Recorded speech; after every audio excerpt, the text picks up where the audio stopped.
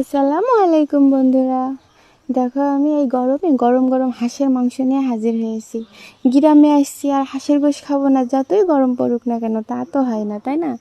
দেখো আমি হাঁসের গোশটা খুব সুন্দর করে ধুয়ে এক সাইডে রেখে দিয়েছি এবং মশলা কষাচ্ছি, তাও আবার মাটির চুলাই।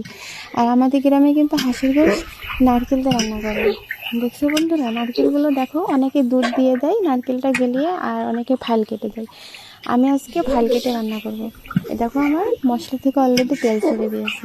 এখন আমি নারকেলগুলো দিয়ে দেবো মাটির চুলায়। দেখছো এদিকে চুলার তাপ, আগুনের তাপ সব মিলেই গরম আর গরম।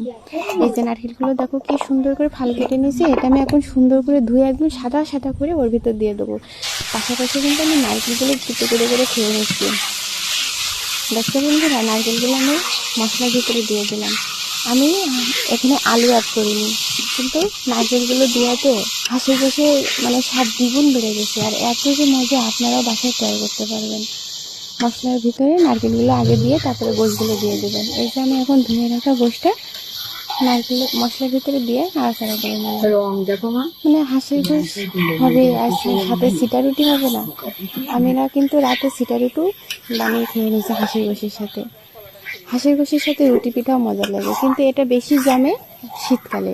গরমকালে এটা আরো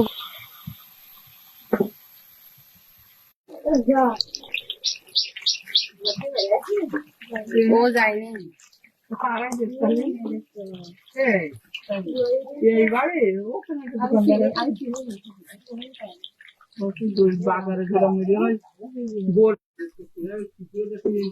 দেখিস আমি দেখছি